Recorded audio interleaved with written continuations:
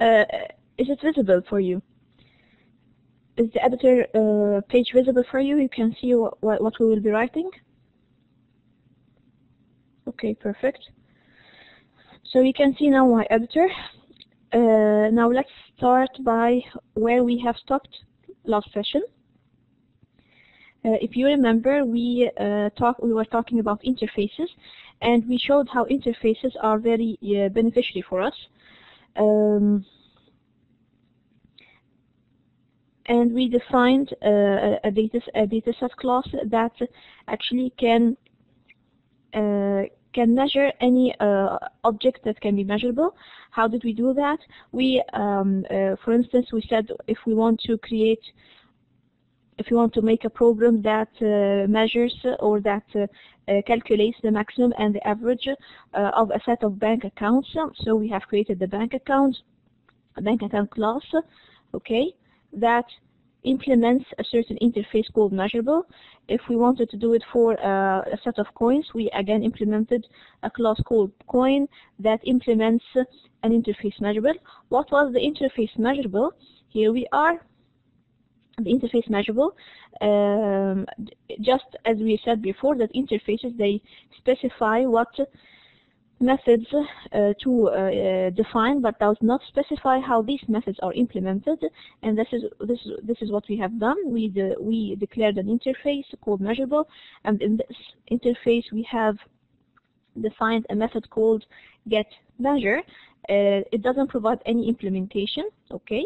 And we have set some rules for the interface. We said an interface provides no implementation for its methods. This is rule number 1. Rule number 2, all methods are abstract. This means, this is another meaning for the first sentence. When we say that the methods have no implementations, this means that the methods are abstract. So what we put here, we put a semicolon. We do not have the body that we already know, this one. No. This is not permissible here, okay? And all methods in an interface are public by default. And also an interface does not have instance fields, so I cannot, for instance, say, I cannot declare int x or int y, no. By all means, we will not use them, so it does not have instance fields. And finally, we cannot make an object of an interface or an instance. This is what we call an interface cannot be instantiated. So we cannot do in a test class, for instance, we cannot say measurable m equals new measurable and then we run it. No, this is not possible. Okay. And rule number 5, we said that if any class wants to implement this interface, which is in our case called measurable, like the bank account, it has to. We must implement or give implementation to the method defined in this interface, which is the getMeasure class. In the interface, it didn't have anybody any implementation. However, in bank account now we should provide what things do we need to measure here, or what measure do we need to return. So I'm returning here balance. In case of coin, again, we implemented the interface measurable. So this means that we must implement the method in this interface, which is again the getMeasure. And in our case here, we said return value. Okay. Now a very important comment here. In the case of getMeasure, in the case here of the getMeasure class, now I need you to see this part. If I remove this public, okay, I will see an error by default.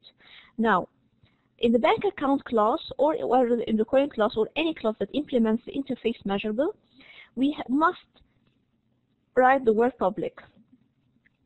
Okay, type. If we don't write it, we get an error. Why is this error?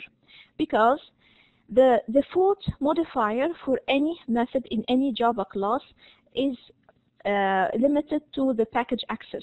So for instance, my package here is called, or my folder here is called week1. So any class in this folder will be able to access the bank account class, and the method is called getMeasure. However, if I go to another project that's called, for instance, here revision 3, and I want to access the bank account class, I will not be able to access the getMeasure because it is not public. Okay, so I must define it here as public. Okay, why this goes always with the methods that are implemented from the interface? Because in the interface we said that all methods are public by default. So either you write public here or not, by all means it is public. So when you implement this method in any other class, it must be also public. You cannot reduce its accessibility, you cannot reduce its visibility, and this is why we see this error. If you click here and try to read the error, you say it cannot reduce the visibility of the inherited method from measurable. It has to be as public as it is defined in the interface. Okay? Are you following? Everyone following? Is that clear? Okay, perfect. Now, this is one thing. Now, the other thing that we want to explain now, here, we go here to our test class.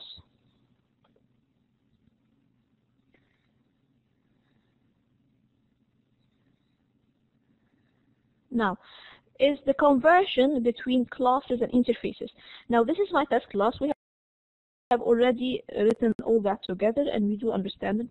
We should be able to understand it, no problem. Okay. Now, I need you to remember a couple of points that we have discussed before.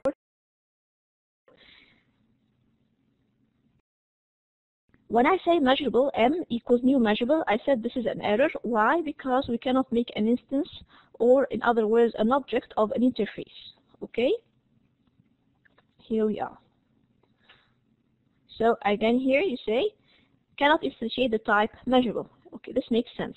Now, can we say that measurable m equals new bank account? Yes. Why is that again? Because the bank account class implements the interface measurable. So if we have a variable of the type interface measurable, it can refer to any class that implements this interface. So bank account implements measurable, so m, which is a variable of type measurable, can refer to an object of type bank account. If I say new coin, can m also, or m2, whatever, of type measurable refer to coin? Yes, it can refer to coin, because coin again implements the interface type measurable. Okay. Now, if I have any other class in my folder, in my project, that does not implement, like this one, for example, rectangle, that does not implement the interface measurable, okay, or it will make an error here. Why? Because they are not related types. Rectangle does not implement the interface measurable. I think this is clear for everyone. Okay, so we can say that we can convert the conclusion here. Now focus on what I'm saying. We can convert from a class type to an interface type. Again, from a class to an interface. Why from a class to an interface here? Who is referring to whom here? M. Okay, M is referring to the class bank account. So this means I'm converting the bank account here to M, which is of type interface. So we can convert from a class type to an interface type, provided the class implements this interface as we have shown. Now I have a question. Can we do the opposite? Now, can I say, for instance, here, now this one is okay. We have seen that. Measurable. I have here a variable called mes, which is of type measurable. Okay, an interface type, and this is referring to an object of type coin, new coin. Okay, now this is okay. Now, what if I do the following? Double value. I need to get the measure of mes, which is, what is the measure here? It's 0.25. Do you remember? The get measure that has been defined in the coin class, here we are, returns the value of the coin. Now, if I go back to my test, I can say mes.getMeasure. Yes, I can say it, and it would return the coin value. Now, do you remember the getMeasure is actually defined where? It is defined in the measurable interface. Here we are. And it is implemented in the coin class. Here we are.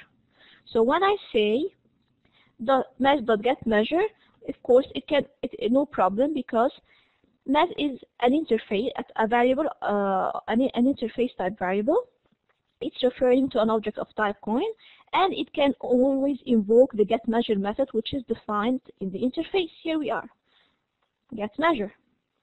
Okay, what about if I want to say this line? I have already written that to save some time. Okay, string name math.getName. I need to get the name of the coin. Remember, the coin class had two methods. One is called getName, that returns the name of the coin, and the other one returns the value of the coin. Okay, the getName is only defined in the coin class, but it is not defined in the measurable class. We don't have here getName, but the getMeasure is defined in the coin class. Actually, it shows the implementation of the method that is defined in the measurable class. So if you go now to test, and I say simply mesh.getName, since it refers already to a coin, it should give me it should be correct, and I will store this name, which is string, in a variable of type string. Actually, this is wrong. Why? Because the getName method is undefined for the type measurable. Again, mesh is of type interface measurable, and we don't have getName in this interface. So an error occurs here, as measurable type does not have the getName method. Everyone's following so far? Everyone's following? Okay, perfect. So, do we have a solution for that? Still, I need to get the name of the coin. So I will comment that part, and I will show you the solution here. Now, I know for sure, because I'm the one who's writing the code here, actually, or you, whatever, but by all means, we all know that mesh, the variable mesh, is referring to a coin. However, the compiler is not seeing that. The compiler only sees searches. Does mesh, variable mesh, have the getName method or not? If it doesn't, then it will give me an error. But we are sure that it's referring to a coin. So what shall we do? I come here and say coin. Maybe I can write it here.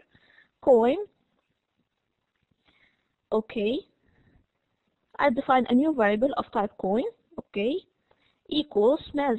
Now, again, there's a problem here. What is the problem here, girls? I said that any interface, any class can be converted to an interface, as we did here. The mesh equals new coin. However, can we say that a variable of type coin is equal to mesh, which means that a class is referring to an interface type? Okay, actually we cannot do that. The opposite is only true. If I want to say that mesh, hey compiler, listen, mesh, the variable mesh, it is true, it is a measurable interface, but it also refers to a coin class, so I need to say it explicitly here by casting the mesh to coin. So this means what? The variable measure, which is of type interface, is explicitly converted to coin. This is what we call casting, okay? And then store it in a new variable of type coin. Now,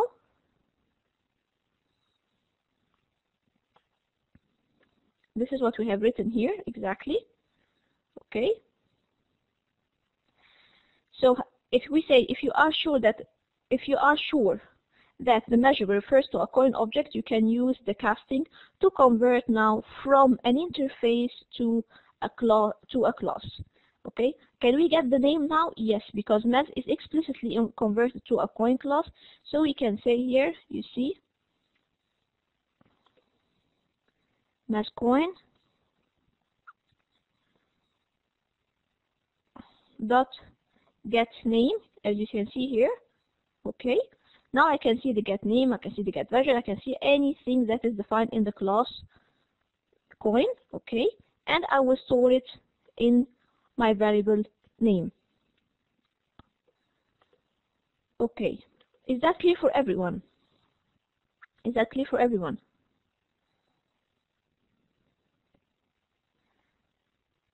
Okay, perfect. Anyone have questions? Anyone has questions?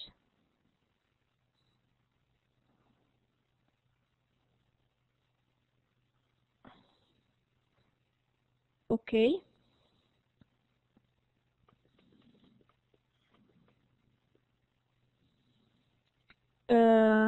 Nor does this mean you have a question? Do you have a mic? No, you don't have a question. Okay. Now, I can continue. Now, what if, now make sure here, MES is an interface and it's referring to a coin. What if I say now, I want to cast MES, the variable MES, to type bank account? Shall we try it here? Yes, we can try it. What about if I say the same now? Okay, I'm casting the value as I did with the coin here. I will do the same with bank account. MES here, now cast it to a bank account, explicitly make it a bank account, and store it in a variable called MES2 of type bank account. Now the compiler will not see any error here. Okay. However, if I want to run this class now, you see what will happen. This is a runtime exception. You know what happened actually here? When the Java virtual machine came to run this project, it found an error. Actually, in the runtime, it found that I have a variable called here MES. Okay. MES has been referring to a class of type coin. However, I have converted it to a class of type bank account. So a runtime exception occurs. Okay, so do we see the difference now? We have two types of errors. Now, the first one here, in case I say measurable MES equals new coin, this is okay, no problem, as an interface can refer to any object or any class given that this class implements this interface. Now, if I want to do the opposite, if I want to convert from a coin to a class like this one here, I will get an error. This is a compile time error. I cannot convert from an interface to a class. So how do we solve that? I do the explicit casting. I say that MES is explicitly converted now to coin. So now this is compile time error. Can be solved by the casting. Now what if and when do we do that? We do that only if I am sure that MES has been already, when we define it, it's referring to a coin. Now what if someone else came and have written something like that? MES is converted to something like of another class to bank account. I know it has been already referring to a coin, but maybe a silly user came here and has, or a programmer have written, no, convert MES to just bank account. I don't need the coin. What will happen? A new error will occur, not a compile time error, but a runtime error. Runtime error means that it occurs only when I run the program, so it is only detected by the Java virtual machine. What does it mean? It means that, what does it say? It says that MES has been already referring to a coin, but when you casted, you have casted it to a bank account. So this is an error. Okay? So the conclusion here is you can convert from a class type to an interface type. Okay, provided the class implements the interface. If you need to convert from an interface to a class, you need a cast to convert from an interface to a type class, given you are sure that the interface variable refers to this class object. Okay, is that clear, everyone? Is that clear, everyone? Okay, perfect. So if I now go to the PowerPoint slide here,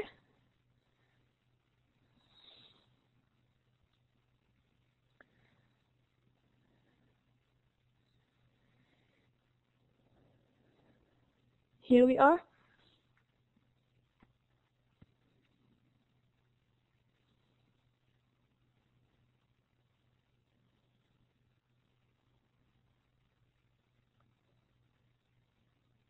Okay, can you use here? This is a self-check. By the way, the self-check questions. Now,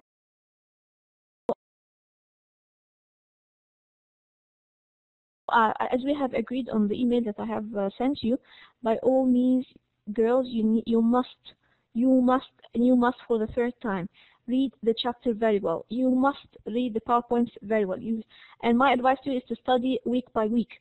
Do not accumulate the studying up till the midterm exam, okay? Because if you have any questions, you will be always having time to ask me. Now, this is one thing. The other important thing that you need to know, the self-checks are very important for you to solve on your own, because they are very actually similar to the exam questions. So you will be able to test your understanding if you are able to solve these self-checks. Okay. Now here is a self-check. Can you use a CAS bank account X to convert a measurable variable X to bank account reference? Again, if I have an X is of type measurable, can I convert it to any class, bank account, coin, or whatever? Yes, I can do, but it must actually refers to a bank account, as I have shown you. Now another one. If both bank account and coin implements the interface measurable, this is what we have shown here. Can a coin reference be converted to a bank account? So can we convert from a coin to a bank account? I know that you can see the answer here, but of course not no. Although both implement the interface measurable, but I can only convert from the class to from a class to an interface, but I cannot convert from bank account to coin. So a coin reference can be converted to measurable reference, but if you attempt to cast that reference to a bank account, an exception of course occurs. This is what we have seen. Okay. Now, I think this is clear for everyone. Now we can start with polymorphism. I go back to my class here.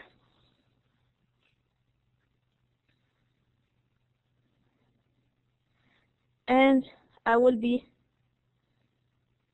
working in the same test class, okay? Because polymorphism actually is just a concept, and it's based again on the interface concept that we have just explained in the last couple of sessions and today, okay?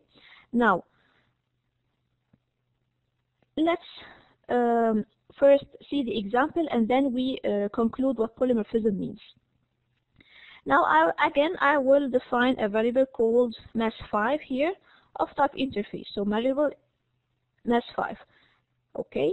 Now, mass5, as I said, we cannot say new measurable. It's an interface. We cannot make an object. However, it can refer to any class that implements this interface. So mass5 equals new bank account. Mass5 equals new coin. No problem. You see what we are doing?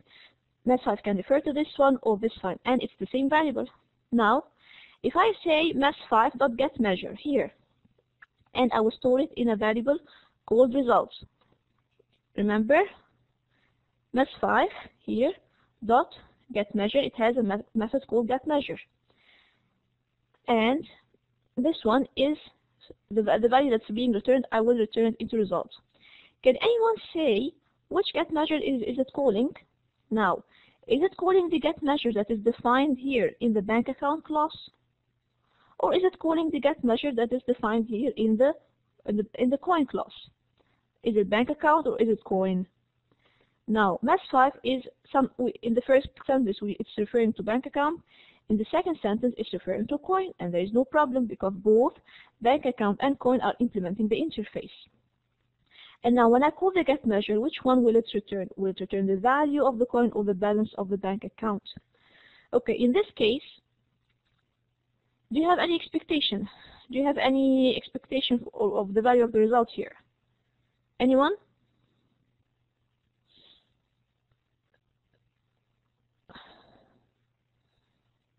Okay, I don't know why I can see the chat here actually. No, you said something. Something is wrong here.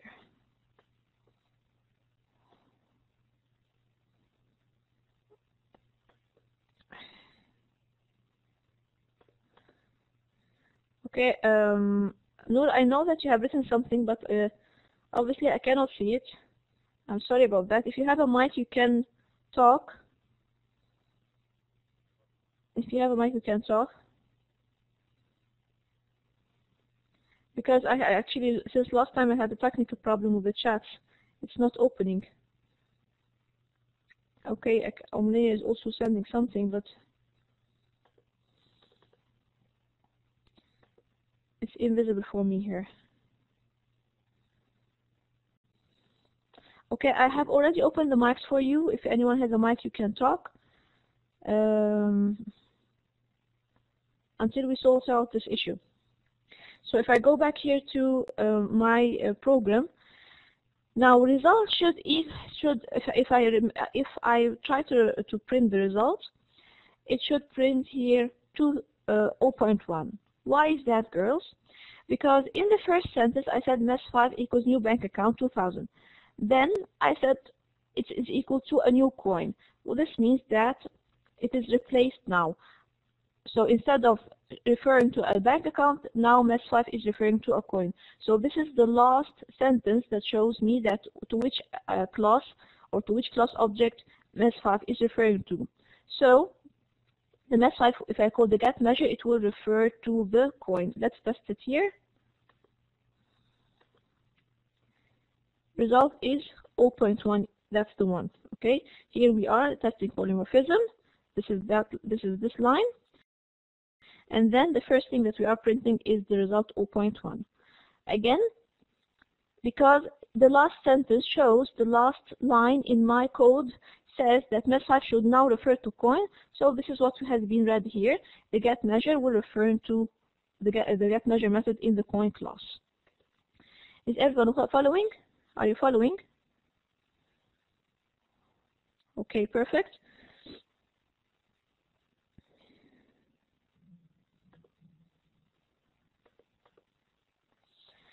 Now, what about if I want to test now my data set again?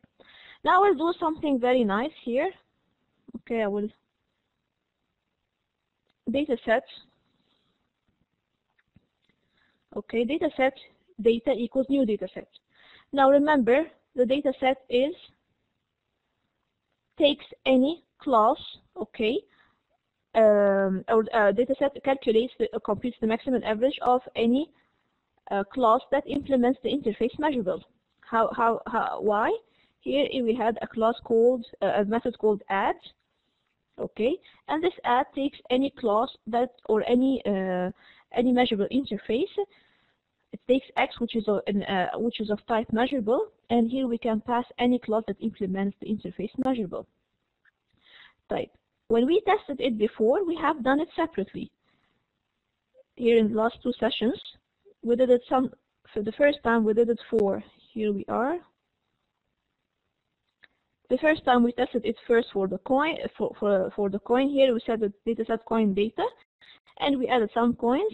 And in the second test, we said here bank data, and we kept adding to the bank data now a set of bank accounts.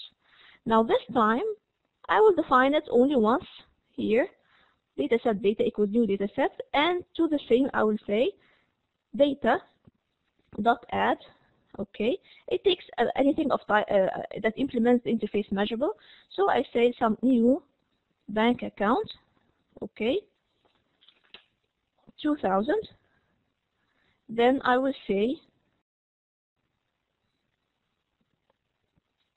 data dot add. Now I will add actually another class of that implements interface measurable, new coin. Okay, the coin takes two values. The value of the coin 0.1 for instance, and the name of the coin here. This is a dime. And then I will add another bank account that has a balance value of 1000, and maybe also another coin. Okay, 0.25, which is a quarter. Okay, now I have a question, or maybe I'm wondering something.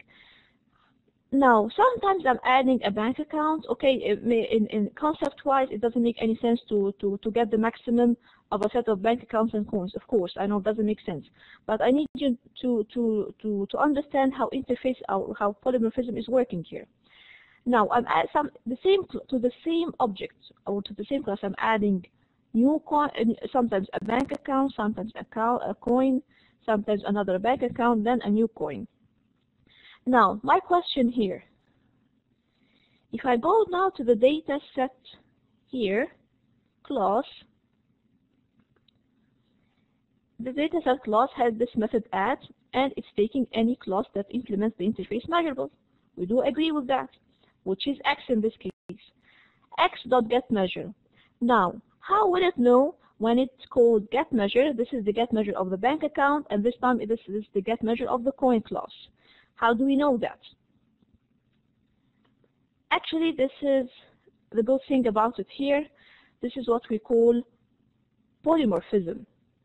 What is polymorphism? Here, polymorphism, poly means many. Actually, you can see it here in the PowerPoint as well.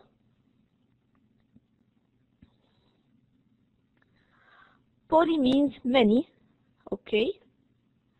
Morphism means shapes. So it denotes the ability to treat objects with differences in behavior in a uniform way. Now again, I have two different objects, bank account and coin. Okay, I'm treating them as the same thing. And when the getMeasure method is called, the Java virtual machine is smart enough to know whether it's calling the getMeasure method of the bank account or the coin class. Let's test it, and I will show it to you how. Now I need to print the average. So average, system.out.println average, data.getAverage. Okay, I had, again, in the dataset class, we had a method that's called the getAverage. It returns a double value, and it is just the sum over count. Now, what's the average that will be returned here? It has now values, sometimes 2000, sometimes 0.1, 1000, 0.25, so it will add them up and divide them by their number, and it will calculate the average. What about now the maximum? Okay, again, in the dataset class, we had a method called getMaximum here. Okay, so I'm just calling this maximum method, and it is returning an output of type measurable, and this is what we're doing here in the measure test. Data.getMaximum. I'm storing it in a variable matrix of type measurable, and matrix I will just call the getMeasure method, since it's a fab interface. Here we are getMeasure, and it will return the value. Now let's see what happens. Before I run it, what's the maximum value between the bank account and the coins here? Some 2000, 0.1, 1000, 0.25. Should be 2000, right? This is the maximum value that we have here. Will that work? Let's see. Yes, the average is right, and the maximum is 2000. Now, how did it work? Now, focus with me on this explanation. I go now to the data set. Here we are. And I'm going now to the add method. Now, you remember in the first time we added what? We added a bank account of value 2000, and then we added a coin of 0.1, and then a bank account of 1000, and then a coin of 0.25, right? So I now go to the data set, and we are tracing the code. The add method is called. I'm passing now a new bank account, which is of type measurable. It has a balance of 2000. So now x.getMeasure. The Java virtual machine is smart enough to know that the bank account is the one that has been passed now, so I'm calling the getMeasure that is defined in the bank account class, which returns the balance of the bank account. So the balance of 2000 is returned and is stored in the sum variable. Same-wise, now the maximum.getMeasure is compared to the x.getMeasure. In the maximum till now we have a 0, and the 2000 is now returned from the x, so maximum equals to x. And then we calculate the count. Then I call the add method again here in the test now, and I'm passing a coin of 0.1. I'll go to the data set. I'm passing a coin of 0.1, no problem, since it implements the measurable interface, no problem. So x.getMeasure, the Java virtual machine, locates which class is it. Is it the bank account or is it the coin? It will see that I'm referring to a coin class here, so it will call the getMeasure method that is implemented in the coin class, and it will return the value 0.1, and it is stored in sum. And again, the maximum is calculated. Which one is greater, 2000 or 0.2 or 0.1? Of course, 2000, so the maximum will remain 2000. Then we pass another bank account of a balance of 1000, and the same happens. It will see now, is it a bank account or coin? No, it is a bank account, so it will return the balance of the bank account, not the value anymore, and will store it in the sum, and the maximum is calculated, and etc. And we go back to, and so the sum now has all values added up together. The maximum has the maximum value, and the count is always incremented by 1 whenever we add a value. When we go to the test, it's working fine. We calculated the average, and we have now the get maximum. Which one is the maximum? It will always, the maximum returns the object, or actually the object of the class, which is x here. It will return always maximum equals x. It's just returning the maximum class. Whatever is it, coin or bank account, most important, it implements the interface measurable, and it is being returned here by get maximum. Now, how do I get the value of this maximum or the balance? If it is a bank account, it will be balance. If it is a coin, it will be a value. Again, the Java virtual machine says data.getMaximum. It knows that now this is stored in a variable called mes6 of type measurable, and then I say .getMeasure. If mes6 of type bank account, it will return the balance. If it is of type coin, it will return the value, and here we are. Okay? Now, everyone's following. Is that clear? Is that clear? Okay, perfect. So this is simply the polymorphism. So polymorphism denotes the ability to treat objects with differences in behavior in a uniform way. And when the virtual machine calls an instance method, it locates the method, okay, of the class first, and this is what we call dynamic method lookup. This is a very important terminology here. I've written it in the code, in the comment here, and it's written also here in your PowerPoint slides. By the way, when I upload the files, the code files or the source code, please make sure that you read all comments. All comments are very important for you to learn. If I can tell you, learn by heart actually, because you will be always asked about these things. These comments are very important for you, okay? So, dynamic method lookup. Why is it dynamic? Because each time it can refer or it can call a different method based on the class that's being referred to. I think this is clear for now. So this is what we call polymorphism. Now, a very nice self-check. Okay, you can go through it by your own. Why is it impossible to construct? Now, do you know what do you mean by construct a measurable object? Do you know what do you mean by a construct? Construct means that I'm creating an object of an interface. I'm making an instance. So construct means that I'm building an object, I'm constructing an object in the memory. Okay? So of course this is not possible because measurable is an interface, and interfaces have no methods and have no method implementations and no fields. So of course it doesn't make any sense if you make an object out of it in the memory. Okay? Now I will go quickly here. Please again revise the self-checks. You will be able to solve them on your own because you understand everything. Okay. Now we have something called callbacks. Using interfaces for callbacks. What are callbacks? Now I think here we are done with the polymorphism. I just need to close that part and this one as well. Here we are. Okay. Now, as we have seen so far, interfaces are very usable. Why? Because, as we have seen, I can reuse the code. So now the data set, instead of like we did before, modifying the data set each time, sometimes for coins, sometimes for bank accounts. Now after using interfaces, I don't need to modify it anymore. It just stays as the same, and I'm creating an interface which is being implemented by the class that I want to measure. So we say that through interfaces we can reuse our code. This is number one. Number two, it helps in decoupling the classes. What do we mean by decoupling?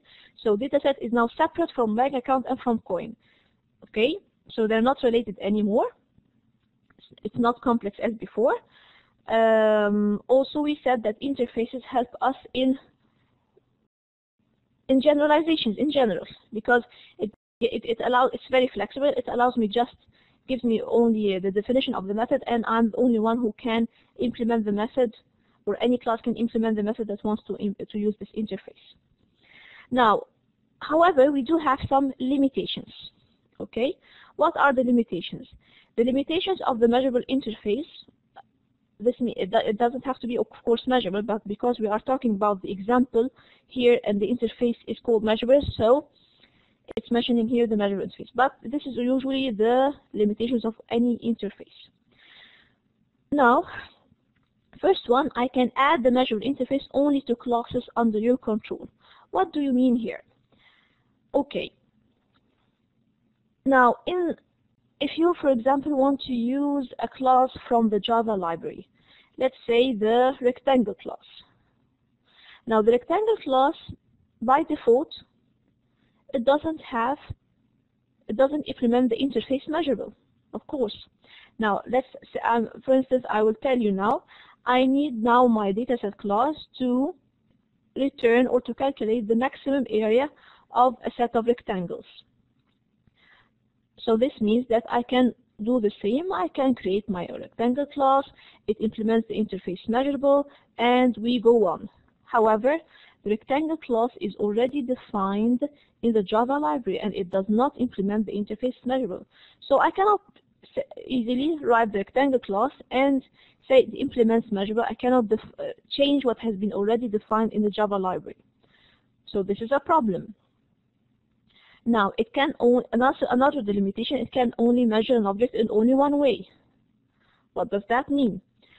Let's go to the bank account class here. And let's say that, for instance, sometimes I want the bank account to be measured by returning by its balance, and also sometimes I want to calculate it by returning its interest. So I cannot say that, for instance, public double get measure, rewrite it again, so one time for interest and one time for, let's assume that we have defined the variable interest, and one time for balance. This is not possible, okay, because it is already defined. So we say here, it can measure an object only in one way. So we cannot analyze a set of savings accounts, for instance, both by bank balance and by interest rates. Okay. Then, in this case, we use a mechanism or a technique called callback. Callback. Now, I will be explaining what we mean by callback. Now, if you recall, in the dataset class, in this example that we have written, who is responsible for measuring each class? In the case of bank account, which method is measuring the bank account balance? It is the getMeasure method, which is defined or implemented in the bank account class itself. What about the coin? Same thing happened in the coin. It is a get measure method. Okay, that returns the value of the coin, and where is it defined or implemented? It is defined or implemented in the coin class itself. Okay. So in the previous dataset implementation, the responsibility of measuring lies with the added objects themselves. Now, do we have another alternative? Yes, we do. And how do we write? And how do we do that? Now, when can we need this alternative? In case of the example that I have just mentioned, I need now to calculate the maximum area of a set of rectangles. Now, where is the rectangle? Where is the class rectangle defined or declared? It is declared in the library system. Now, how can I make the rectangle class that is defined in the Java library already to implement the interface measurable? No, I cannot. So how can we do it? This is how we're going to do. Is everyone following so far? Everyone's following so far? Okay, perfect. So I go now to my, here, I will remove that. And I will go to my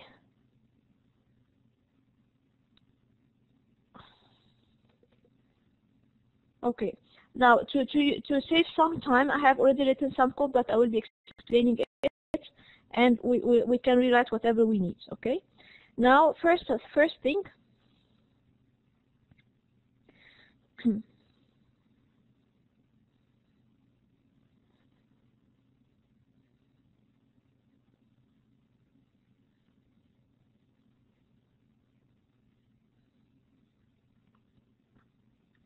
Now, I need a dataset class.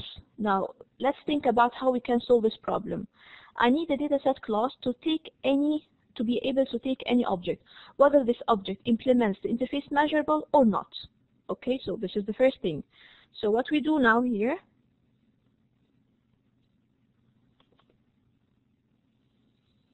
I need a dataset class to do what?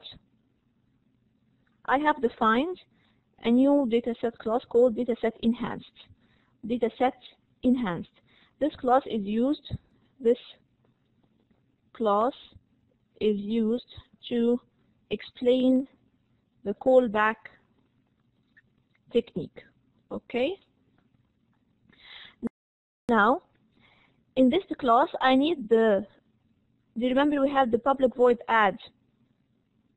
In the first dataset, we said the add method takes something of type measurable. Okay. Now I needed to take any object that I would like to pass to. So whether it implements the interface or not. As we said, I may pass a rectangle, I can may pass a bank account or whatever. In case of rectangle, it doesn't implement the interface. In case of bank account, it implements the interface measurable. So how do we solve that? Okay. I need the add method to take a variable of type object. So what we do is I am declaring or creating a new interface. Now, focus with me step by step. Public interface measurer. So this interface will do what? It will compute the measure of the object of the class object I'm passing. So if I'm passing, for instance, a rectangle, it will compute the measure of this rectangle. If I am passing a quadrant, then it will calculate the measure of this quadrant. So double measure the object that I'm passing. Now, do you know what the class object is? Do you know what the class object is here? Najwa doesn't. Yes, who else doesn't know the class object? I will explain it right away. Do you know the class object? Okay. Thank you. Okay, but girls, you don't need me to. I don't need to stop to each time and say, are you following or are you not? Do you understand or not? Please interrupt me at any time you want. Okay.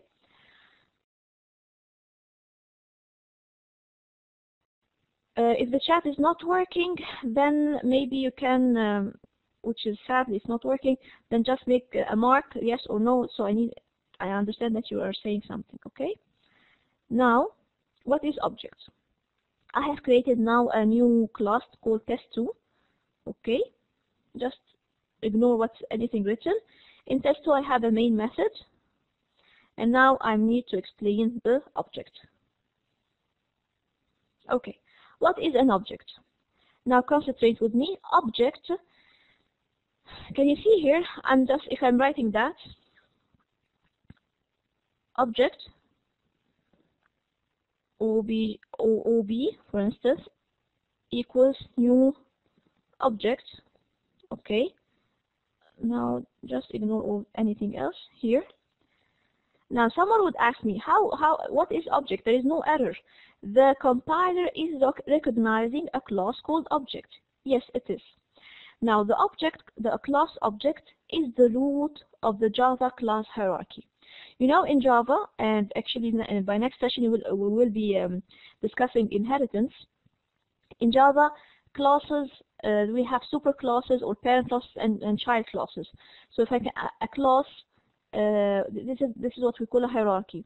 Okay, so for instance, I can create a class, and then I create a subclass which inherits the properties of the superclass, as it is with human beings. If you, for instance, whoever you, Amani, for instance, she has parents, she's inheriting some properties from her, for instance, from her father. This is her parents, okay? So what we say here that, but by the way, in Java, I can only inherit from one parent, not two parents. This is just a side comment, and we will explain it by next session. Now, so the object is the root of the Java class hierarchy. So any class that we define or declare, for instance, like we did the bank account, the dataset, the coin, whatever you define, it inherits from the class object. And when I say object, the compiler recognizes it. And here we are. If I just put my cursor here, you see what happens? Java.lang.object. This means that I have a class called object that is stored in a library called lang, which is stored in another library called Java. So it says class object is the root of the class hierarchy. Every class has object as a superclass. Superclass means as a parent. All objects including, that's it. This is what all you need to know. Okay? So, now how do we deal with objects? Here we are. If I say, for instance, bank account, now we all agree that bank account is an object, right? So, because it inherits already from object. Bank account ACC, okay, equals OB. Can we do that? Okay, I will, okay, bank account ACC equals new bank account, okay, and here we are. So I've just created a new bank account, and then I will say that OB equals AC. This means that the object, the variable OB, which is of type object, is referring to a variable or an object of type bank account. Can we see any errors here? No, and this goes by default. No problem with that. Why? Because the parent can always refer to its children. So any object so the class object can refer to any class that is declared in Java. So OB can refer to account. What if this was a coin or anything? Let's say, for instance, I'll tell you, what about the test class? Here, do you see? Test T equals new test, for instance. Okay, remember the test class that we have here? Can I say that OB equals T? Yes, no problem at all. Yes, someone has who has a question?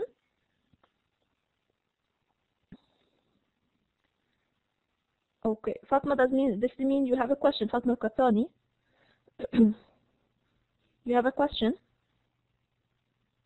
Fatma, can you hear me? Okay, I will resume then. So as we said, all classes in Java inherit from the class called object, so I have no problem here.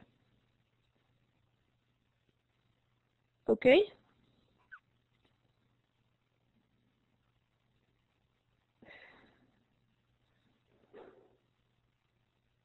Yes, Muruj, you have a question? Yes? Muruj, the mic is open if you can talk. Yeah, teacher, now there's something wrong because the time, and now we have another session, another virtual class in this time. So can we stop in this part? Oh, I have understood from Amani that from Amani and from Omnia that the session is from 5 to 7. So this is what we have confirmed. The session is, I can continue for half an hour more. Maybe I can make it a bit early, but I cannot divide the session into several sessions as well. So is that the case for everyone? Can you please confirm? Is that the case for everyone? Do you have another virtual session now? Okay. So it's only 3 who have virtual session now. So I'll tell you something, girls. You can, if you 4. So how? Okay. So is that the final number? 4 of you have another virtual session now. 4 of you have another virtual session. Okay. For you 4, I will just continue now, and then you can view the recorded video. Okay? Is that okay with you? So I will continue for half an hour more, and then you can listen to the recorded video. Okay? Do we agree? Okay, perfect. And thank you for attending. So I will continue now. Here we are. Now, as I said, back to the object. So any class, so the object, any variable of type object can refer to any class in Java. So OB equals ACC equals C, whatever. So we don't have any problem so far. Okay. Now I will remove that. We don't need it. This is what we have just explained. Okay. Now, this means that we can convert always from any Java class to an object. Now, concentrate. We can always convert from any Java class to an object type. So OBJ equals ACC. This means I'm converting from this class. I'm converting the class to the object. The class bank account to an object. Now, can we do the opposite here? Can I say that ACC equals object? No. A child cannot refer to its parent. However, a parent can refer to its child. So, but if I want to say that explicitly, that object, the compiler will not see it. However, if I want to say that the object is explicitly, it must be converted to a bank account, then I have to say it explicitly by, again, doing the casting as we did before with the interfaces.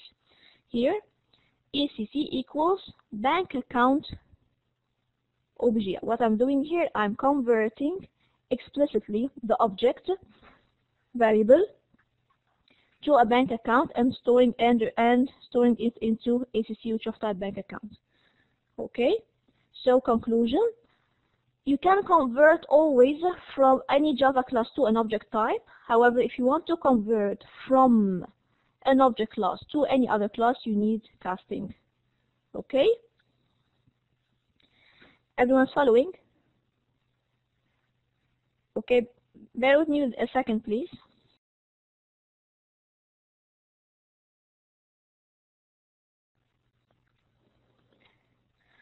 Okay, so this is clear for everyone. Now, since we have explained the object right now, we can go back to our issue. Remember where was the problem? The problem, we said that I need the dataset class to measure or to calculate the maximum and the average of any class, regardless of this class is implementing the measurable interface or not. Okay, so we're doing it again now step by step. First thing we said, I'm going to declare an interface called measurer. Okay, this interface defines a method called measure. It takes any object, okay, any class of type object, so it takes any class, we call it object O, and it returns the measure of this class in double. And that's it. This is the method signature. Now, we do the following. Remember we said I need to calculate the maximum area of a set of rectangles. The rectangle cannot implement the interface. So what shall we do then? I will create a new class called rectangle measurer. Okay, do you notice here this is not a rectangle, this is just, I'm calling it rectangle measurer. Now this class, this is a user-defined class or a developer-defined class. This class is implementing the interface measurer. So since it implements measurer, what we must do right now? We define the implementation of the measure method. Can you see that? Okay, so we say here double measure and we pass the object. So we go to the rectangle measurer and we define the implementation. What is the implementation of this measure? In this method, I need to calculate the rectangle area. Now, how do we do that? So we say public double measure, it takes the object OBJ and we calculate the rectangle area. Okay, so I want to say now that OBJ is of type rectangle. How do we do that? I will clear this part. I want to say that OBJ, which is of type object, is actually a rectangle. How do we do that? I say rectangle. Okay. Rectangle. Now what is rectangle? Rectangle is defined in the Java library system. So whenever we want to use something from the library, I need to call it from the library. How do you do that? We import it. So we say here import java.lang. Okay, you see the library here? Dot. I have something here called rectangle. Just a second. It's in the AWT library, java.awt.rectangle. Here we are. Java.awt. Here we are. Okay, the dot star means I'm importing everything. I only need the rectangle, so dot rectangle. Here we are. Now I can use the class rectangle. Rectangle R, for instance, equals OBJ. Is that right? Girls, is that right? This sentence is right. Of course, you can see the error here, but why is this error? Because, as we said before, I cannot convert from an object to an object type to a class. I need an explicit casting here. What do I say? I need to say explicitly that this object that's being passed by the user is of type rectangle. So I'll do here an explicit casting and say rectangle OBJ. Everyone's following so far? Everyone's following? Okay. So what we need to do now is, how do I calculate the area of any rectangle? It's the height times the width. So double area equals, now OBG, which is of R, which stores now the object that has been passed by the user, okay, dot get height. Where are these methods stored? Anyone has an idea? The get height and the get width, we haven't defined that. We haven't defined that. Yes, Majdouline? I think in rectangle class, yes. And where the rectangle class is it defined? Where is it defined here, Majdouline? It's already in Java. Yes, exactly, in the Java library, the Java awt.rectangle, right? Yes, exactly. So what we say here is r.get height, or get first width. If I say r.get, here we can see it.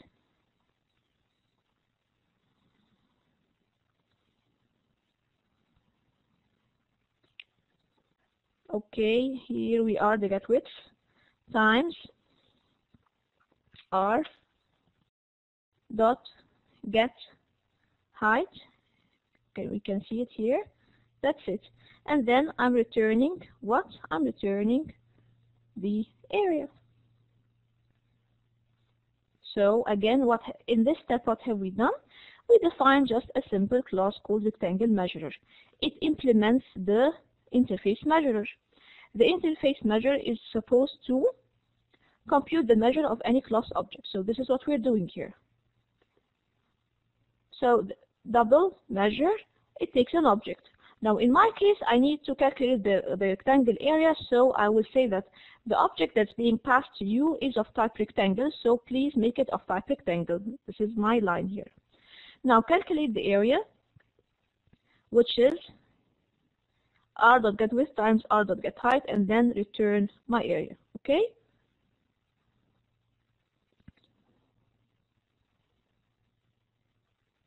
Okay. Now this is the class that is called rectangle measure. Is everyone following so far? I'm going step by step, and we will then revise it. Everyone's following? Okay, perfect. So what we need to do now we have defined the interface. We have defined a class that is the interface, but till now I haven't done anything with my data set. Now what shall we do? I have defined a new class called dataset enhanced. Here we are. In this class I am defining two more variables. Now the maximum, remember when we defined the maximum in the previous dataset example, it was of type measurable. Remember that? And it was fine because I will be always using a class that will implement the measurable interface. In this case, no, I need actually the dataset to be totally decoupled or detached from the interface measurable. It will just say I just want the dataset class to take any object, whatever it is. So I will refer to maximum as of type object. Also, I will use now the measurer interface, which is called a variable mass of type measurer. Okay? Now,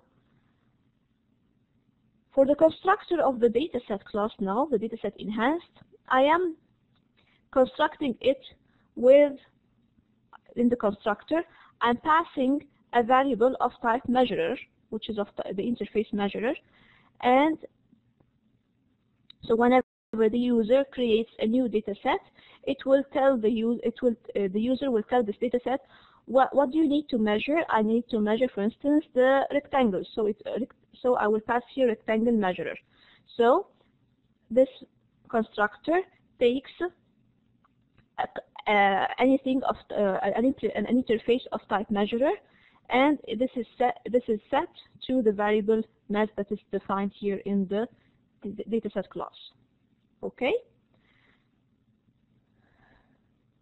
So if I want to test, now after this part, I need to test this thing. Here, I'll go to test 2. Now, I will say,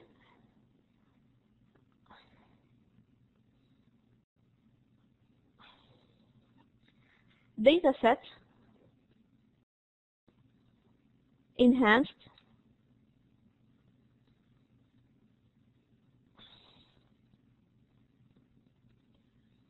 okay, DS equals new dataset enhanced. I'm just creating testing my dataset enhanced class. And now the constructor, you see the constructor takes something. Here we are, we need to take something that implements the interface measurer. Which class does implement the interface measurer? It's the class rectangle measurer. So this is what we're doing here.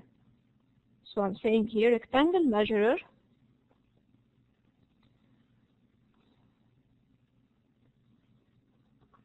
M, for instance, let's say RM equals new rectangle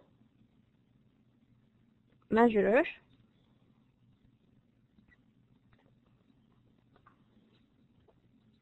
and I'm passing here the RM. Now, these two lines means what? This means that I'm a user now who wants to use the dataset class and this dataset class so far is very generic. It calculates the maximum and the average of any object I'm passing to. However, this dataset class asks me first, what type of class do you want to measure? So in the constructor, I need to pass something that implements the interface measurer. And so I declare an object RM, which is rectangle measurer. This class, actually the rectangle measurer, it calculates the area of rectangles. It has a method called measure, which calculates the area of any rectangle. Okay, so I go here now in the test, and I'm creating a new rectangle measure object, and I'm passing it to the dataset. So now the dataset understands that I will be measuring rectangles. Is everyone following so far? Everyone's following so far? Okay, perfect. So now what we need to do is go back now to my dataset and modify it a bit. So far we have understood what the constructor is doing. Now I need to modify my add method. Do you remember in the previous dataset we said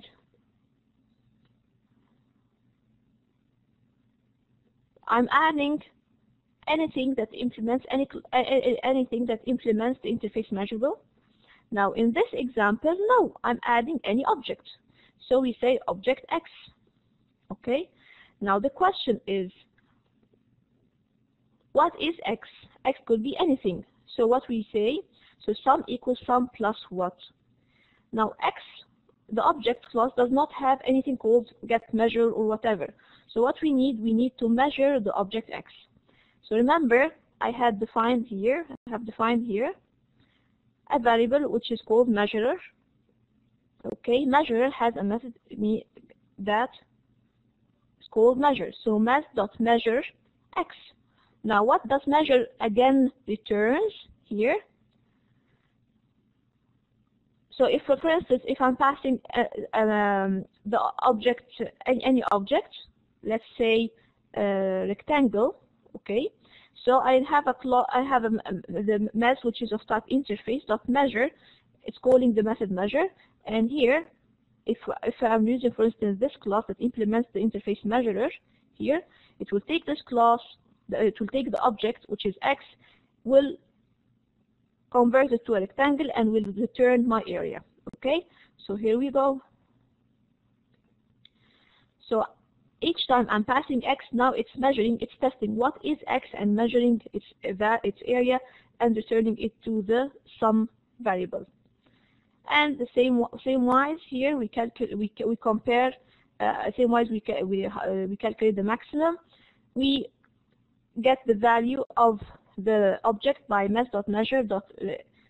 We pass the object we need, which is maximum, and we compare it with the object X, and we see which one is maximum.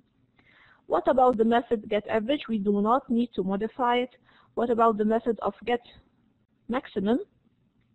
Here, again, the getMaximum will return a type of any object, which is object, and the maximum is returned. Now, so far, I know it's a bit, it might confuse you, but once we test it, you'll see how easy it is. Now I go to my test class, and I will say the following. Here, this is what we did. I have created an object of dataset. I need to run it, of the dataset enhanced. The dataset enhanced constructor takes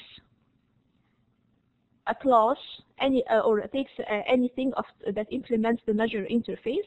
In my case, I have the rectangle measure, so now I'm saying the dataset class, please, you will be now working with rectangles. So this is what we have done here. Now I want to add here the dataset has a method that is called add. Okay. Now what do we need to add now? It takes any object. So here we go in the test.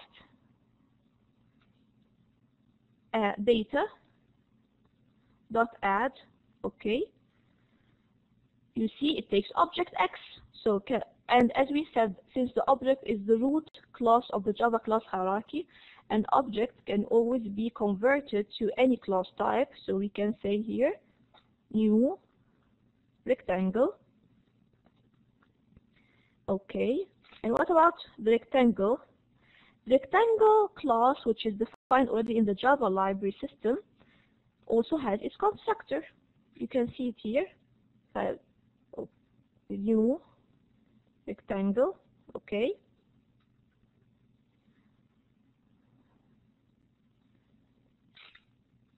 I need to.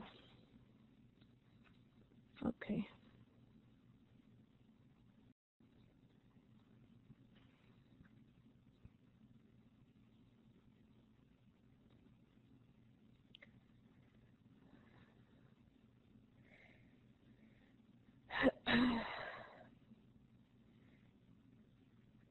I can pass here the X and Y, but I just need you. I need you to see it in the smart editor here. If I say new rectangle,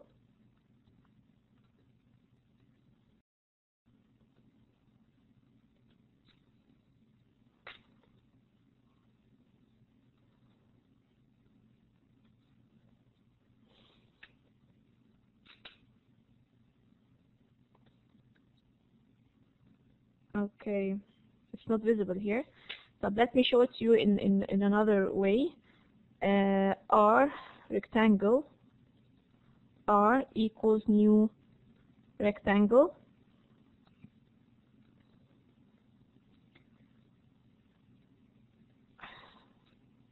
It's not seeing it.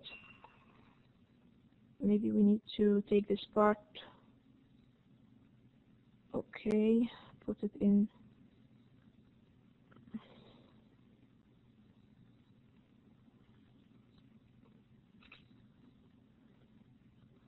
Because there is some code written below, so I just need it to be clear in order for the editor to see it. Rectangle R equals new rectangle. Okay. No, it's not seeing it. Anyway, I will explain it. Okay, the rectangle, like any class, it has a constructor. It can have an empty constructor like that one, okay? It can have a constructor that takes the width and the height, or it can have a constructor that takes the width, the height, the X and Y coordinates. In in your book, it takes 4 parameters. It uses this constructor. In my example here, I will use the constructor that takes only 2 parameters, which are the width and the height. So what I will say here, my new rectangle has a width of 30 and has a height of 40. Okay. Now, if I want to add it to the data set, so data dot add, and I will just add R. So that's it. Now I need to add a couple of more rectangles. As we agreed before, we can do this in one line. So I'll say data dot add. Here we go. New rectangle. Okay, and this time it has a width of 20 and maybe a height of 10. And then maybe another one as well here. Okay. This one has a width of 10 and a height of 5. Okay. Now what we need to do now is I need to print what? I need to print the maximum rectangle. So here we are to save our time. Here we go. Now first I need to print the average area. The average area, I will just call the system.out.println average area is data.getAverage. Why? We already have in the data set enhanced here a method called getAverage. It will return the average in a double value. And here we go. Now what about the maximum? What is the maximum rectangle that's being returned here? In the dataset enhanced, it has a method that's called getMaximum. So get the maximum rectangle. It's of type what? It's of type object. So this is what we're going to do. Here, data dot get maximum. Okay. Where shall I store it? I will store it actually in a class of type in a variable of type object. So I say here object max. Now what is the value of this maximum? Now do we have something that's called max dot get value or get whatever or get area? No, we don't. This is a class that is defined in the Java library. However, I have a very nice method that is called toString. So if I want to print the information of this maximum rectangle, I will just say system.out.println. Here we go. Max dot toString. Here we go. Now this method, the .toString, means it's already defined in the library in the rectangle class, which we have here. In the object class. So max.toString means it will give me all the information about this max. I can also, by the way, not write it at all and just write system.out.println max, and it will give me the same output here. So it is by default code. So I can either write it this way or write it this way. Both are giving me the same info. And by the way, the toString method, I will explain it next sessions in the inheritance. It's very easy. So you see now what's the maximum here? Rectangle. This is my rectangle, the maximum one. It has coordinates x, 0, and y, 0 because I haven't actually here defined my coordinates x and y. But this is the one with the maximum. It has the one with 30 and the one with the height 40. Okay. Now let's revise it step by step. First thing what we did, we had a problem. We said that interfaces still have limitations. You can only implement an interface, which is in case the measurable interface in the last example, only for classes that are under your control. And we said, what does it mean under your control? It means that you're the one who has defined this class. But in case of you are using a class from the library, for instance, you cannot make this class implement the interface that you want. So do we have a solution? Yes, we have a solution. What did we do? We went and defined a new interface called measurer. The functionality of this interface, it defines a method called measure. It takes any object, okay, and returns its measure, whether it is an area, whether it is a balance, whatever it is, okay. Now, who would use this measurer interface, or who will implement it? Is it the rectangle class that we want to measure now? No, because it is already stored in the library system. So we created another class called rectangle measurer. The rectangle measurer class implements the interface measurer. Since it implements this interface, it must provide implementation for the measure method. The measure method takes a variable of type object. Okay, since it's a type object, and I mean here the object needs to be rectangle, so I explicitly say the object that's being passed here, it must be of type rectangle, so I will cast it to rectangle and store it in a variable of type rectangle. Now, I can easily calculate the width and the height by calling the methods that are defined in the library of rectangle, that are defined in the class rectangle, which is already defined in the Java library. So r.getWidth times r.getHeight, and store this in a double variable called area, and then return the area. So far we have now been able to define how we need to calculate our area. Now, how can we use that? We went to our data sets and we said, now I need this data set to be more generic and that is able to take any object. So what we say is, we have defined the maximum as now as an object, and I'm using now the interface measurer. However, to make it a bit more clear, the data set, once we construct the data set, I need to give it some information. I need to tell it which object I will be measuring. Is it rectangle? Is it strings? Is it quadrants? Whatever we need. So in the constructor, I'm passing any variable of type measurer, or in other words, any class that implements the interface measurer. So when we create the data set, I will pass to it, in this case, what? The rectangle measurer, to tell it that I'm measuring here rectangles, which will return the rectangle area. And we went to the add method and we made it very generic. It takes any object, x, okay. Now, how do we get the value of x that we need to store it in sum? Again, in the measurer, that is a variable of type measurer. It has a method called measure, and it takes an object. What's being returned here is the value, or actually the area of this object. Again, here, I'm returning always the area. So this is the measure.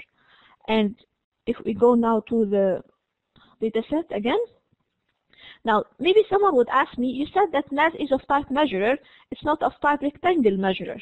Yes, this is true, but also we said that an interface can always be converted to any class.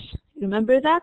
So if I say math and you don't tell me that this is only measure, no, it is actually any class that implements also the interface measurer. Okay, and then we calculate our maximum and etc. And in the get maximum method, it returns the maximum object. Now we go to the test class and we test all this. Here we do. We create our object of our new dataset enhanced object. It's called data. I'm notifying my dataset that I'm measuring here rectangles. So I say measure, and because it takes actually a variable of type measure, so I say measure m equals new rectangle measure, and please take it here. Okay.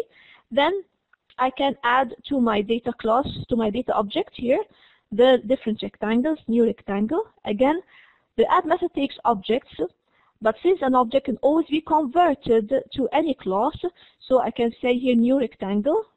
Where is the rectangle stored? It is stored in the library, and I'm just calling it with its constructors and its methods. Okay. Then we print the area, and then finally I want to get the maximum. So here in the dataset enhanced, each time we added an object, and this object is of type rectangle. It can be converted easily. The area has been calculated here, and it's added to the sum, and then the maximum is also has been calculated, and then we go to the get maximum. It will return the object that had the maximum area. So data.get maximum, it returns a variable of type object, so I need to store it in a variable also of type object. Now, a very nice thing in the Java library as well, since object is already defined in the Java library, if I just print the object here, max, it will print all information regarding this object. It's like it has a method called max. It has a method called .toString. So any object has a method called .toString. Okay, I can call it. If you don't call it, it will be called by itself. If I just print the object, and here we go, it prints the area, and it prints here we say Java AWS rectangle. This is a rectangle that has X and Y coordinates, etc. And this is the maximum one, which has the 30 width and the height of 40. Okay. Now, if we go back to the PowerPoint slides, we set callbacks using interfaces for callbacks. Where is the callback here? The callback here is actually the rectangle measurer class.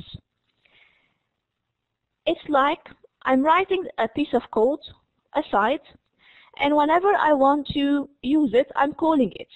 So in my case here, if I want to reuse the rectangle class in the library as it is, I will just use it.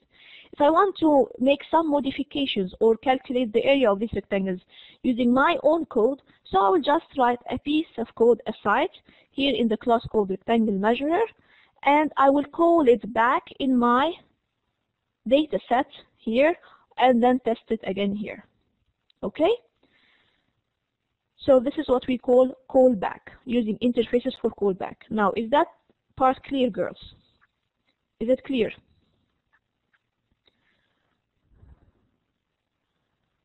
Is it clear? Okay. Only two. What about the rest? Okay. What about the rest of you? Is it clear for everyone? Okay. Okay, I can see the marks only for 5 here. What about the rest? Is it clear or not clear? If it's not clear yet, okay, what I need you to do, okay, it's now 5. For those who are still confused, girls, you must rewrite the code, okay, and test it yourself. Only by this you will be able to understand everything completely or fully, okay? Now, this part, I think we are done with the callback part. Here we go. Now this is very nice diagram. You see what we have done here? In this part here we said that now the rectangle class is our rectangle class. Now rectangle measure is the interface. The rectangle measurer uses the rectangle class, but there is no a relationship. You remember when we said the measure the class, whenever a class implements an interface, then this class is an interface. In this case here, the rectangle measure does not, the rectangle class does not implement the measurer. It's only used by the rectangle measurer. And however, it implements the interface that calls measurer. And what about the data set? The data set simply uses this part. So you see, everything is written separately, and then it's being reused. Okay, we are done with all this. Now, this is a very nice question. Now, let's say how can we use the dataset class to find the longest string from a set of inputs? do you know where the string class is defined? Again, it is defined in the Java library. Now, can we again use the dataset class for it? Yes, we can. By doing a by doing like a solution, an alternative solution, we implement a class called string measurer that implements again the measure interface. And in the string measure interface, what will we do? We will define how the string is, how the string is, how long the string, how we calculate how long the string is. Okay.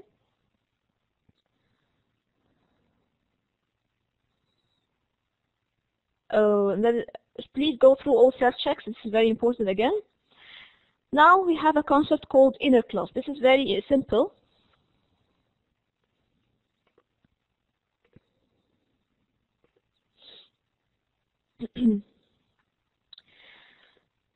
Now, if you see here, if you remember in our very first session, I have met you.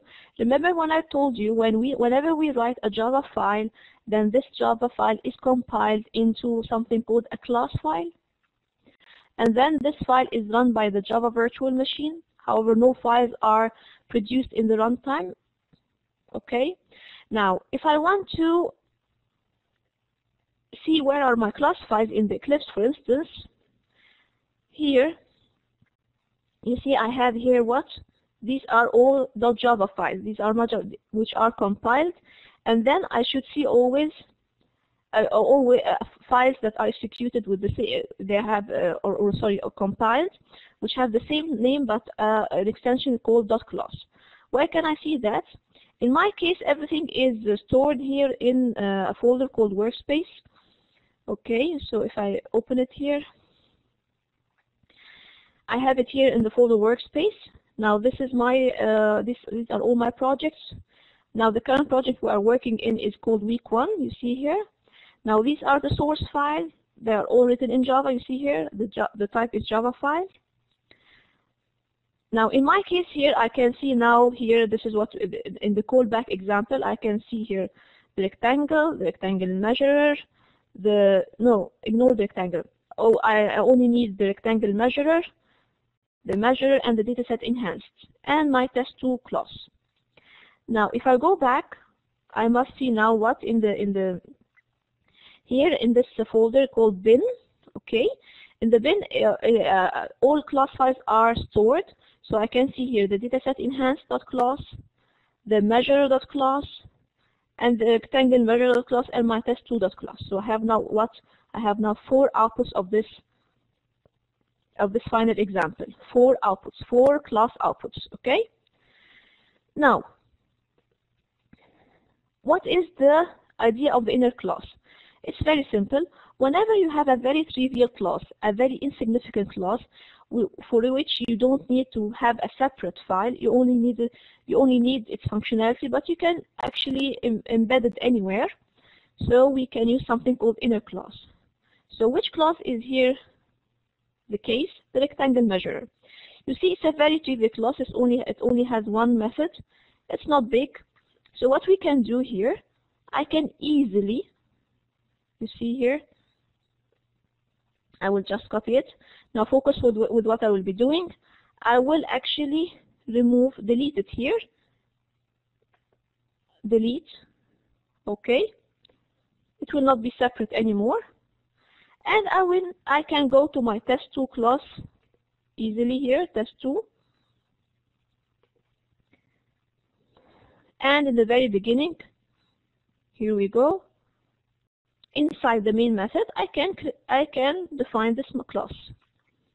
Here, public class rectangle measurer, and it implements. Here we need to, of course, import the rectangle, and here we go.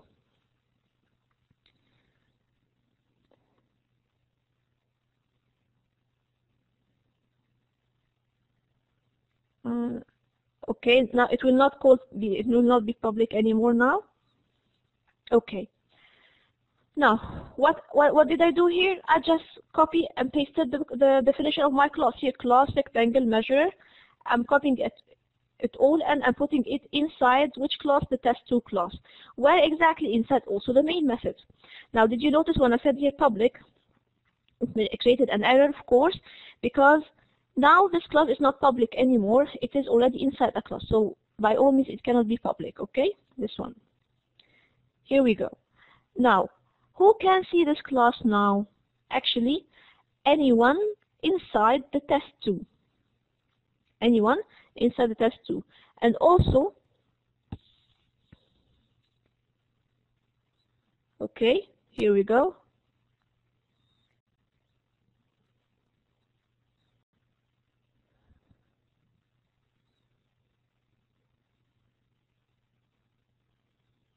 I think we have just a second, please.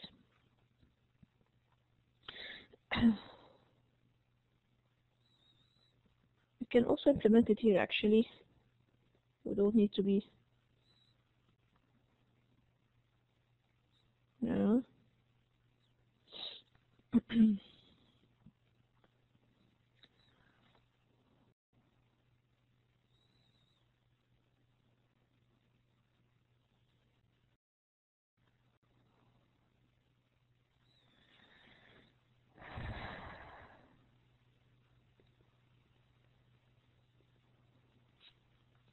Okay.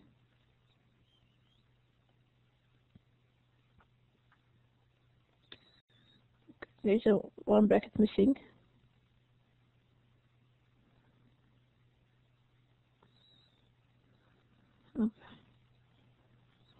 Oh, well, the problem is very easy here. It's only one bracket is missing. So I will actually one bracelet. So I'm just tracing where the missing bracelet is. I will remove it again here in order to. Oh yes, here we go. You see, I have copied the class without the here. Here, this is the class. The class actually starts here and it ends here. Okay. This is the bracelet of the method. Here we go. Okay.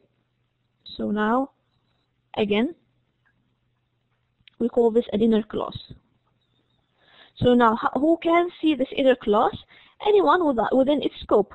So if I'm in the test method, I can see the inner class, which is called the rectangle measure. I have no problem at all. Do we need to access it from anywhere? Did we access the rectangle measure here?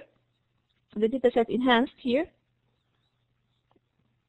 No, we were actually only the measure interface. Okay, so we go back to my test2 again here. So anyone inside the test2 class can access this inner class. Now, if I want to run it, can you see here? There is nothing called rectangle measure.java anymore.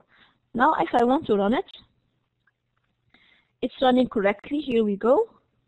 Okay. Now, what about the output? Do we still have 4 output files? Let's see. File, open file, go to my workspace, to my project, which is called week. And then, again, we can see here the test2.class.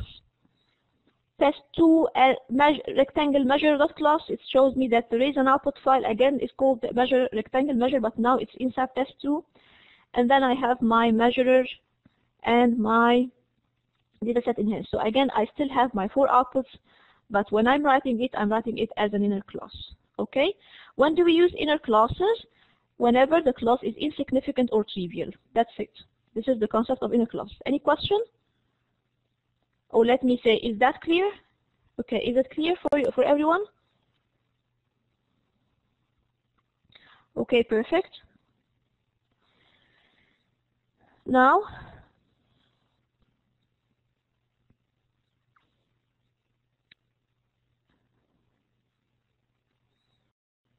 again, don't forget this thing. Now, one final thing regarding the interfaces. This is called a mock object. Now, do you know what a mock is? A mock is like, another word for mock is sample. Now, this is another usage for interfaces. Now, imagine with me that I have, and this example will be reading it from the PowerPoint. A mock object provides the same service as another object, but in a simple manner.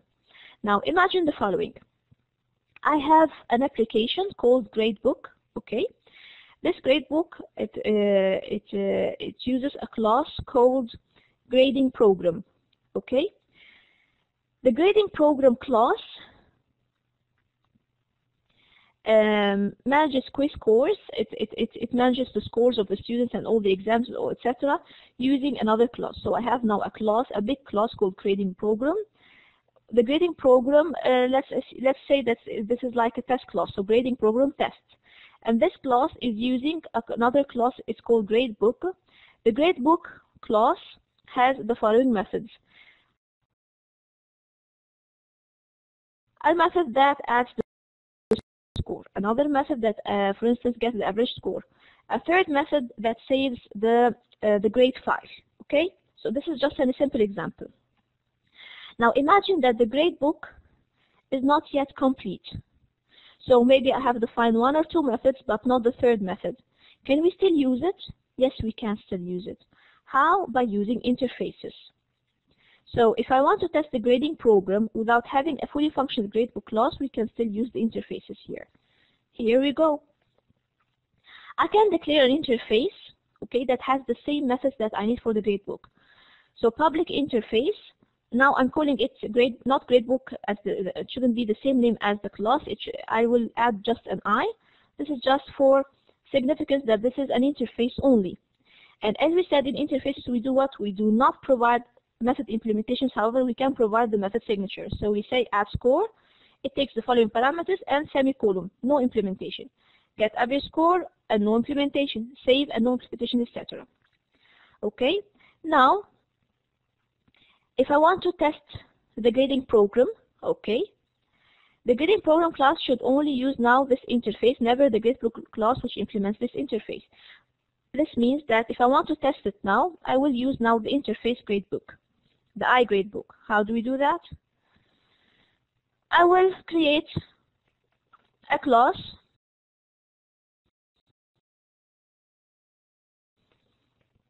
called mock Gradebook, which implements the iGradebook. Now, if it implements the iGradebook, it must give implementations or provide implementations for each method defined in the interface iGradebook. And this is what is done here. The add score is defined, the get average score is defined. However, in the save file, I do not know what to do, so what we can do is very simple. I open the bracelets, and then I do nothing here. I just leave it empty. I do not have to write code, by the way. Only I just need to show the compiler that I'm opening a body, but does it have to have some code? No, not necessarily. Okay? And so as you can see here, if the class is still not yet complete, which is the Gradebook, I can use the interface and then make another class that implements this interface, give implementation for a couple of methods, and leave the ones empty that I don't know yet, okay? And then I test it. All right? So this is very simple. Are you following? This is just a very simple example of another usage for interfaces. We can use them for making sample programs, if still, or testing my program or part of my program in the case the program is not fully yet functional. Are you all following? Are you all following? Okay. Another nice idea. By the way, if you read it carefully, you will understand it's very easy. Now,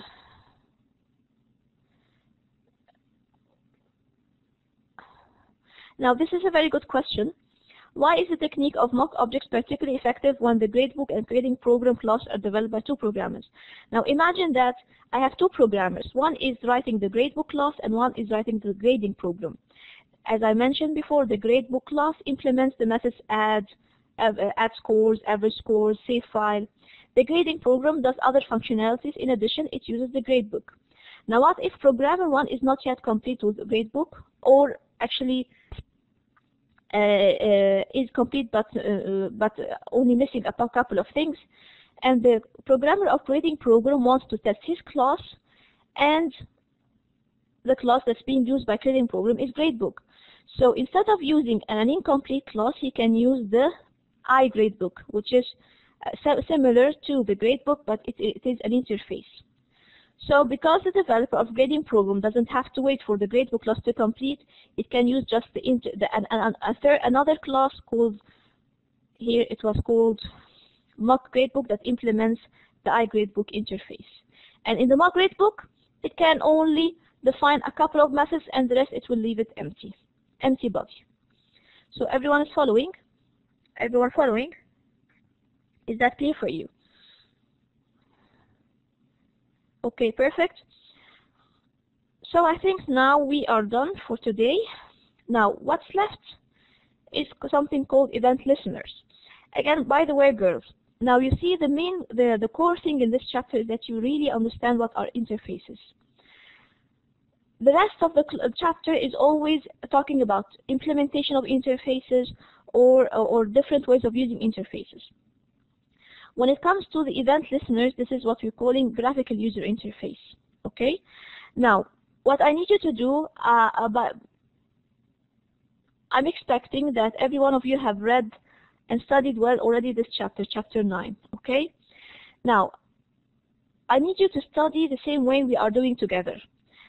What I'm doing with you here is that I'm reading the chapter, okay, on my own. For instance, I'm reading the chapter, I'm reading the code, but instead of reading the code, actually I'm implementing the code to see the output on my own, and then I will be able, if I'm a student, I will be able to understand. If I'm an instructor, I will be able to show you how you can understand what's written in your textbook, okay? So now in the case of event listeners are, or actually the event listeners used in here, in the graphical user interface, okay, it is again an implementation of interfaces, but in visual output, what we say in graphical user interface. So what I need you to do is to read this part very well, okay, and then open your laptops and please implement the code. It's very easy, by the way. And if you still have questions, tell me. And if you still find problems, I can even make a recorded session for you to show it to you how we can do it, or we can even organize another virtual session to show you how we can use interfaces in graphics. Okay? So, okay, can I guarantee that you all will be reading this part very well and implement the code? And by the way, when you read it from the chapter, not from the slides, please. The chapter is more detailed, and then you implement the code. Can I guarantee that? Okay. So for the computer science group, our next session will be tomorrow actually. And again, as I told you, you should prepare chapter 10. All right. Chapter 10. Read it very well. Read the slides. Please make sure if you have any questions, you tell me about it. For the health science group, we have tomorrow a virtual session. In the virtual session, I'm not going to explain chapter 10, of course. We will explain in our face-to-face session. However, if you have any questions, for today you will run the event listeners and tell me if you still have questions. And in our virtual session tomorrow, I will answer your questions regarding the event listeners in chapter 9. If you still don't understand it, then we can implement it together. All right then? Everyone's clear about that? Everyone's clear? Okay, perfect. So now I can stop recording. So every group now knows what's their duty. For the computer science group, for tomorrow's session, please make sure that you have read chapter 10. For the health science group in the virtual session, please make sure that you run the event listener code or you understand it very well. And for also the health science group, please make sure that also you read chapter 10 before our session on Wednesday. Okay? So have a good day and thank you.